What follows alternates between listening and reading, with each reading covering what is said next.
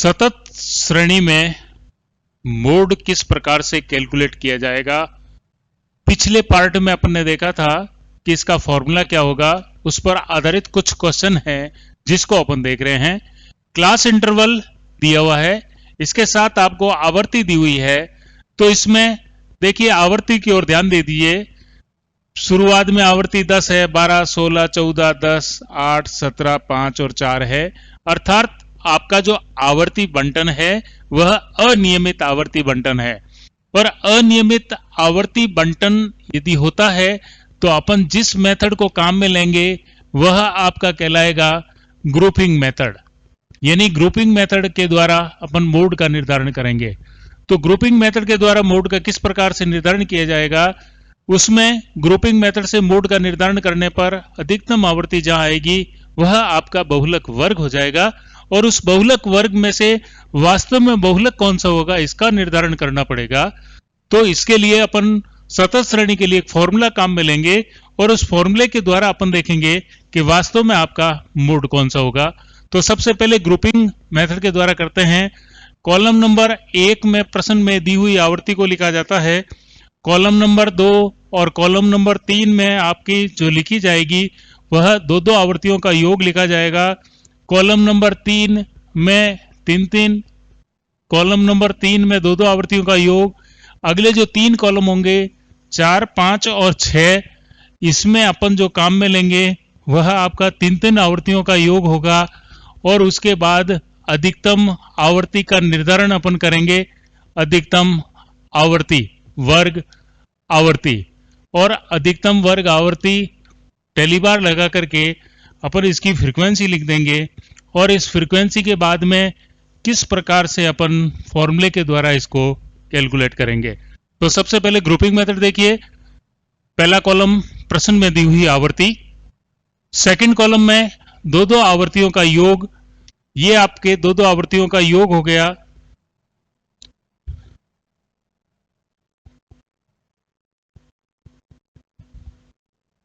अब आप third column में देखिए, प्रथम आवर्ती छोड़ करके दो आवर्ती का योग करिए।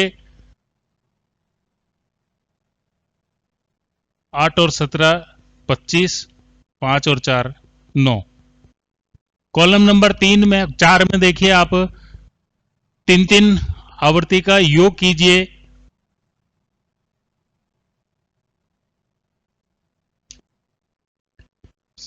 22 और 4 26।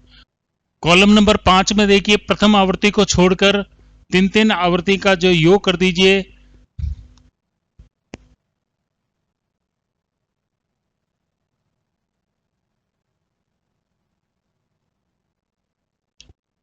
और जहां पीछे 2 बच जाती है उसको आप छोड़ दीजिए। फिर कॉलम नंबर 6 में देखिए प्रथम और द्वितीय आवर्ती को छोड़ करके 3 आवर्ती का योग कर दीजिए।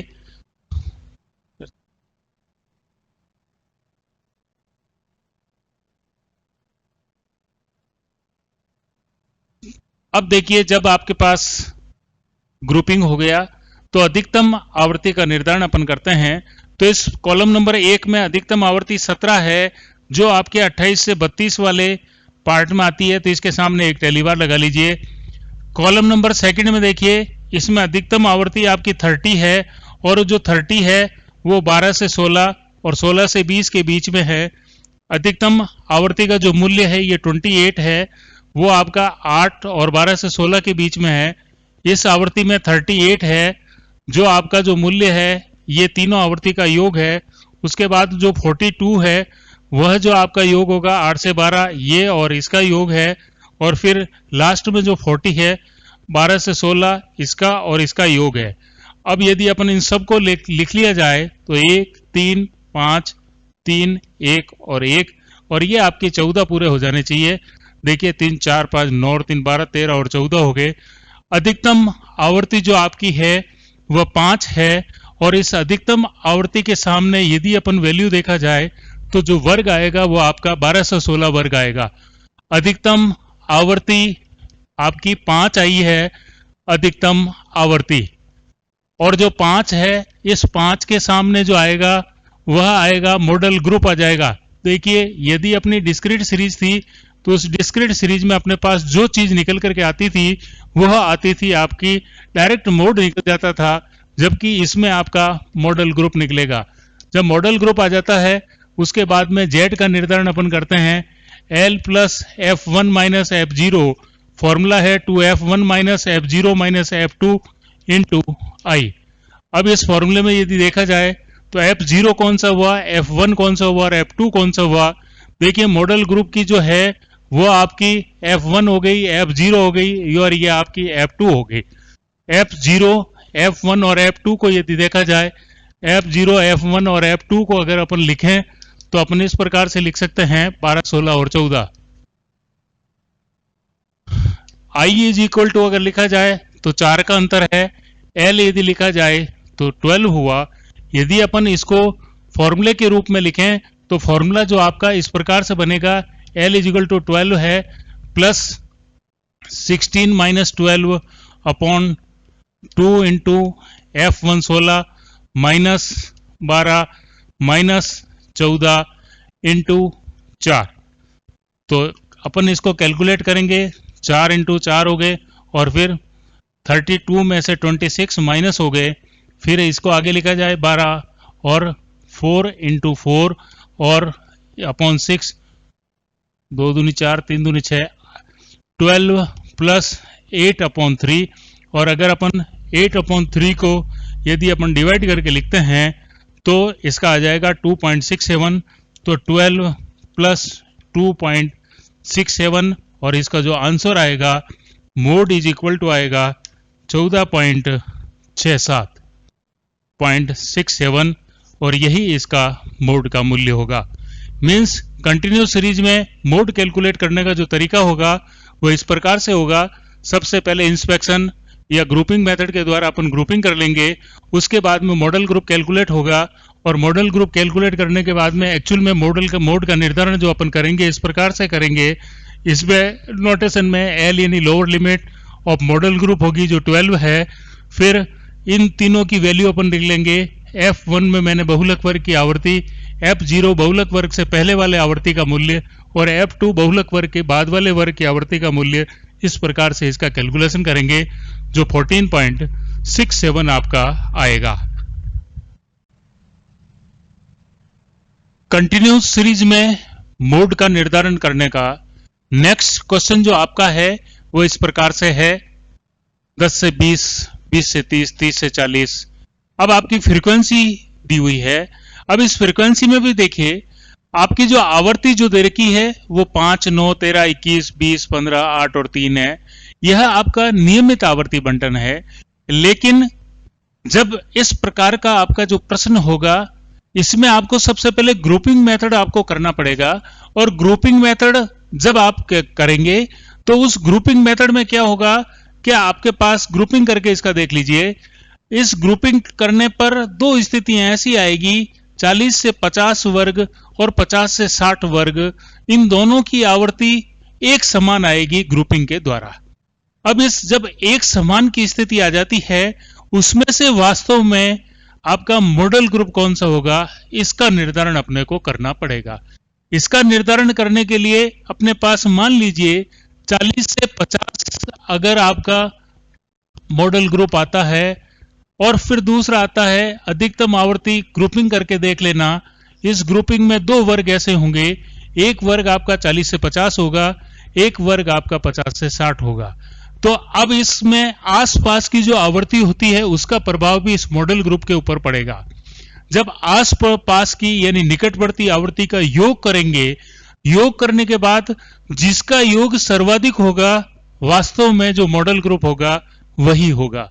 तो अगर अपने इसमें देखें F0, F1 और F2, इन दोनों की इन तीनों पार्ट को लेकर के अपन योग कर लीजिए। तो देखिए 40 से 50 अगर अपन ग्रुप मानते हैं तो इसकी जो F1 आती है वो आएगी आपकी 21, F0 13 और F2 आएगी आपकी 20। यदि अपन 50 से 60 वर्ग को मानते हैं तो F1 जो आपकी आएगी वो 20 आएगी, ये 21 आएगी और ये आपकी 15 आएगी। अगर अपन इन दोनों को अगर प्लस करेंगे तो देखिए 40 से 50 वर्ग जो आपके पास आया है उसका जो योग आया है वो 54 आएगा और 50 से 60 ग्रुप का जो योग आएगा वह 56 आएगा। तो इस प्रकार से आपका जो बहुलक वर्ग 40 से 50 नहीं होकर के आपका जो बहुलक का वर्ग जो आएगा वह आपका 50 से 60 आ जाएगा।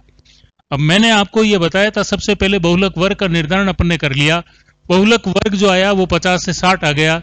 अब आप देखिए बहुलक वर्ग से पहले वाले वर्ग की आवृत्ति 21 है और बहुलक वर्ग की आवृत्ति क्या है, 20 है।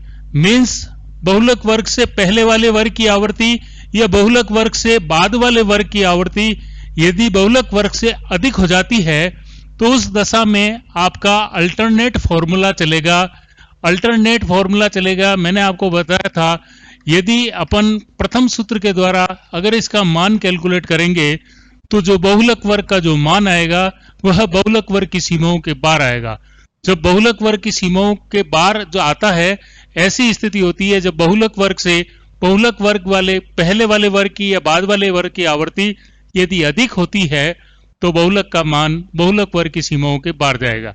उस कंडीशन में अपन अल्टरनेट फॉर्मूला काम में लेंगे और alternate formula is equal to आपका होगा plus F0 plus F2 into आई। इस वैकल्पिक सूत्र में सभी नोटेशंस के मान वही है जो प्रथम सूत्र में आपके है। अब यदि अपन मॉडल ग्रुप का निर्धारण किया अपन ने, तो मॉडल ग्रुप जो आपका आया वह आया आपका 50 से 60। Model group is equal to 50 से 60।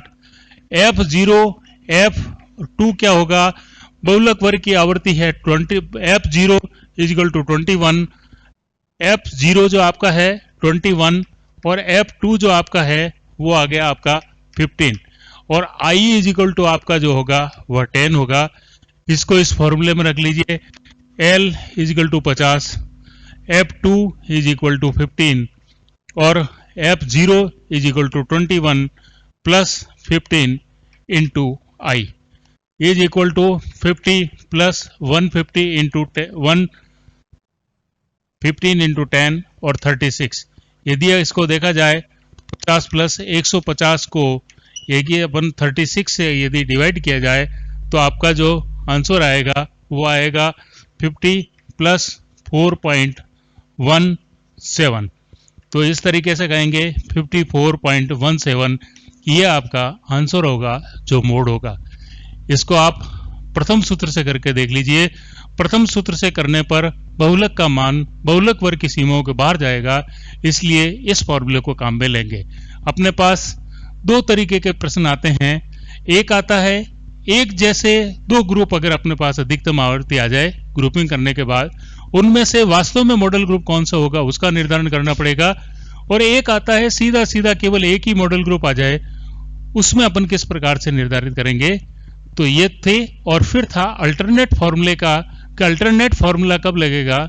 मैंने आपको बता दिया कि इसमें भी देख लीजिए, इसके पहले वाले ग्रुप की आवृत्ति अधिक है इसलिए इसमें अल्टरनेट फॉर्मूला लगा। Thank you.